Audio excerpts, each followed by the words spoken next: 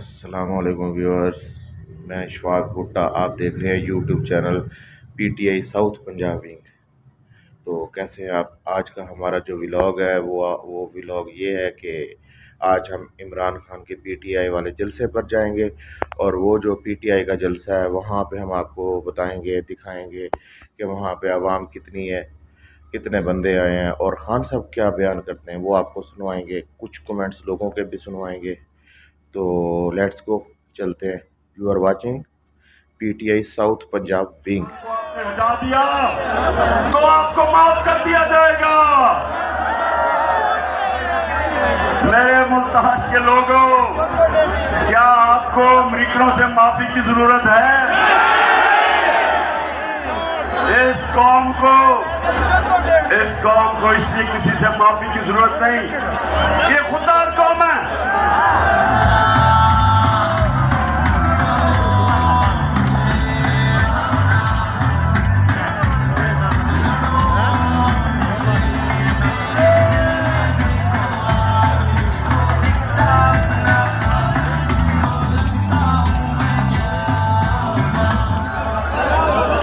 लेकिन जो इस मुल्क में हमारी बदकिस्मती से अशरफिया है, वो डर गए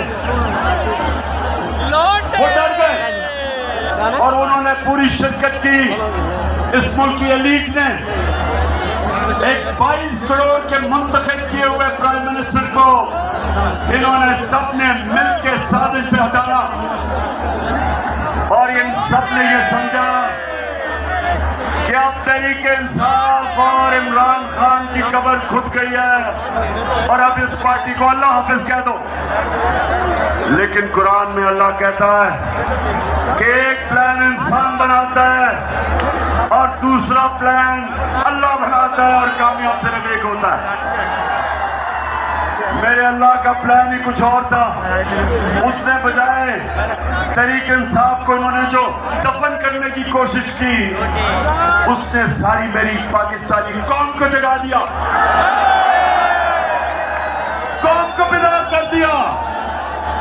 और वो पाकिस्तानियों, आप जो शिरकत कर रहे, ये आज याद रख ले कि ये पाकिस्तान की तारीख का सबसे बड़ा इनकलाब आ रहा है। वो भी छोटे अब ये जो माफियाज बैठे हुए ऊपर 30 साल से इस मुल्क को लूट रहे थे, 30 साल से जो कब्जा करके बैठे हुए हैं, अब इनकी कब्रें खुद रही हैं।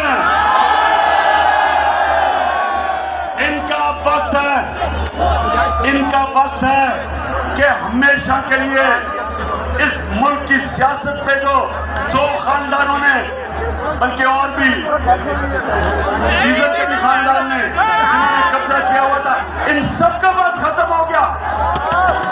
ये कौम आज जाग टूटी है, कौम जाग गई है और इंशाअल्लाह इस्लामाबाद में ये जो अवाम का समुंदर आने वाला है। मुल्तान, आप तैयार हो इस्लामाबाद के लिए?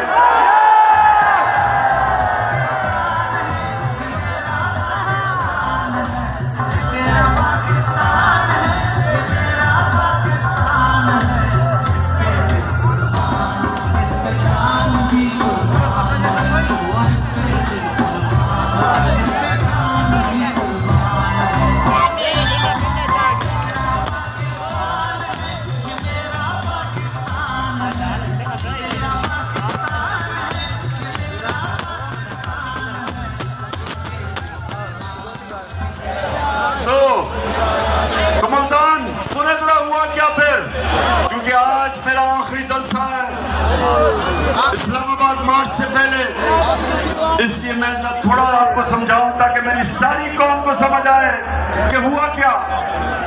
प्लान इन्होंने कुछ और बनाया था, अल्लाह ने कुछ और कर दिया। प्लान इन सब का था कि सारे मिलके, जो पहले से शहबाज शरीफ कह रहा था नेशनल गवर्नमेंट बनेगी, इन्होंने प्लान ये बनाया था कि सब मिलकर 1.5 साल मिलकर हुकूमत करेंगे इलेक्शन कमीशन को, पहले इलेक्शन कमीशन इनके साथ है, उसको बिल्कुल अंपायरों को अपने साथ मिला के सरकारी जितने भी नौकर हैं, पब्लिक ऑफिसर्स, वो अपने रख के और हर किस्म की धांधली करके इनका ख्याल था कि इलेक्शन ये जीत जाएंगे। लेकिन अब मुल्तान, अब क्या होगा? अब ये हो गया कि सारी कौम को जो इन्होंने बताया था कि जी ये तो बड़े तजर्बाकार हैं, ये हमारी माइशत को उठा देंगे,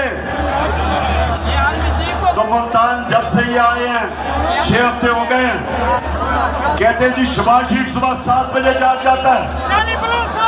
शबाज शरीफ मेरा जो माली है वो 6 बजे जाग जाता है सुबह। 7 बजे जागने से क्या फर्क पड़ता है? रुपए डॉलर 200 रुपए पे पहुंच गया, स्टॉक मार्केट गिर गई है, हर चीज महंगी। और जब से हमजा शरीफ पहुंचा है तो मुर्गियां भी तो दुगनी कीमत हो गई है मुर्गियों की। सो इन्होंने अब पता चला है कि तजर्बा किस चीज का है। इनका सारा तजर्बा करप्शन का है। ये जब आते हैं अपना पैसा बनना शुरू हो जाता है, मुल्क मकरूज हो जाता है। अब ये जो आप सामने आए हैं, मैं अब इनसे सवाल पूछता हूँ कि बड़ा जोर लगाया था और साजिश करके पिछले 1 साल से लगे हुए थे साजिश करनी।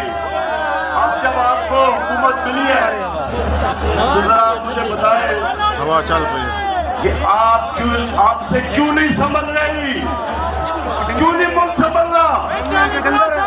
कभी वो लंदन भागते हैं, उधर वो बैठा हुआ है एक सजायाफ्ता, वो मुल्क के फैसले कर रहा है। कभी कहते हैं जी नेशनल सिक्योरिटी काउंसिल, वो चीजें महंगी करें, कभी IMF के पास जा रहे हैं। तो सारी कौम को पता चल जाना चाहिए कि जो लोग 30 साल से हुकूमत कर रहे थे और जिन्होंने इस मुल्क को मकरूज किया, वो इस मुल्क के मसले नहीं हल कर सकते। जो एक मुल्क का निजाम तबाह करते हैं वो ठीक नहीं कर सकते। और अल्लाह का शुक्र है आज मुल्तान, मैं बड़े फख्र से कहता हूं कि जो हमारे 3.5 साल में हुआ, जिस तरह की माइशत की तरक्की हुई, मैं आज चैलेंज करता हूं सबको कि इनके 30 साल में कोई वक्त बता दें जो उस तरह की तरक्की हुई हो हर शोबे में। आज किसानों के पास जो उनकी फसलों का उनको पैसा मिला, पाकिस्तान की तारीख में कभी किसानों को इस तरह उनकी पैदावार की कीमत नहीं मिली जो आज मिली है। 60% पाकिस्तान देहात में जिस तरह की खुशहाली देहात में आई, मैं चैलेंज करता हूं, बताएं कभी किस तरह की खुशहाली आई हो।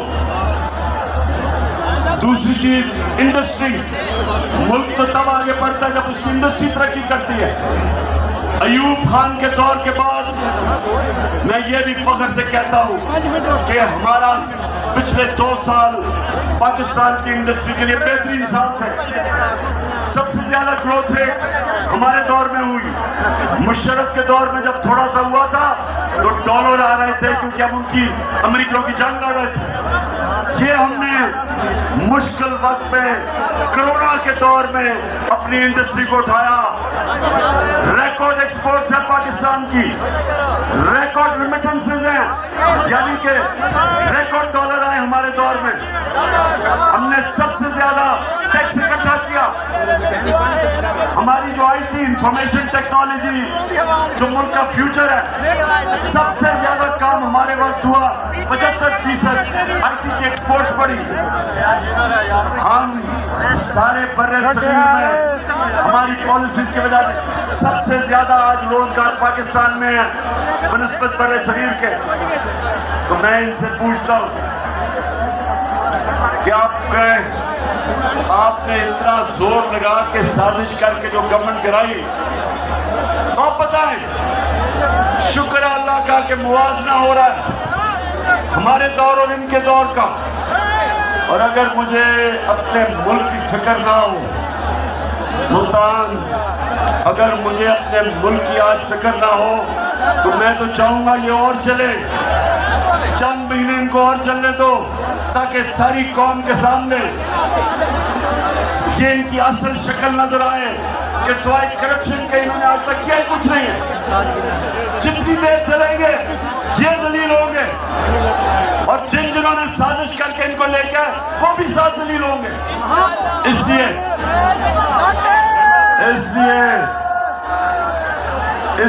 इनको चलने तो देना चाहिए, लेकिन मुल्क का दिवालिया निकल रहा है। जिस तरह रुपया गिर रहा है और अभी रुपए गिरने की वजह से जो महंगाई आने वाली है, सारी चीजें महंगी होने वाली है, क्योंकि जब रुपया गिरता है सारी जो चीजें आप इंपोर्ट करते हैं सब महंगी हो जाती है, जिसमें तेल, बिजली, घी, जो चीजें, दालें जो बाहर से आप उगाते हैं वो महंगी होने वाली है। तो हमें तो अगर हम सियासत का सोच रहे तो हम तो चाहिए चले, लेकिन हम पाकिस्तान का सोच रहे हैं और हमें पता है कि जितनी देर ये चलेंगे ये मुल्क को उधर धकेल देंगे जिधर यहाँ वो श्रीलंका वाला हाल होगा। आज श्रीलंका में देखिए क्या हाल है, उधर लेके जा रहे हैं। इसलिए आज मैं यहाँ मुल्तान से डिमांड करता हूँ कि जल्दी से जल्दी इलेक्शन की डेट दो और असेंबलियों को डिसॉल्व करो।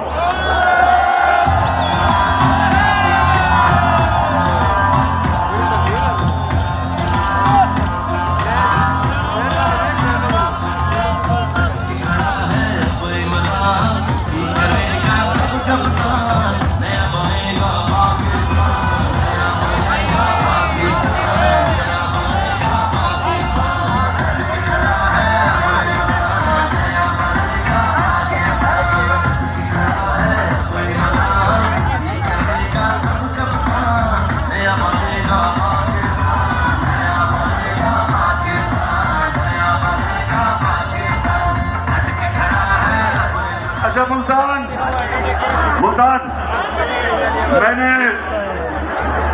मुझे किसी सोशल मीडिया पे किसी ने मुझे तकरीर भेजी, वो मरियम कहीं तकरीर कर रही थी कल।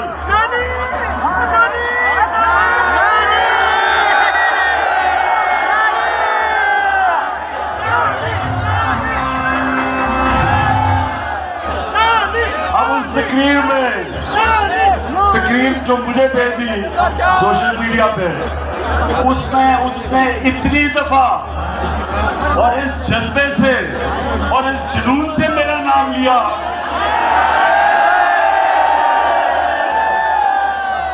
कि मैं उसको ये कहना चाहता हूँ, मरियम देखो, थोड़ा ध्यान करो, तुम्हारा खामद ही नाराज ना हो जाए जिस तरह।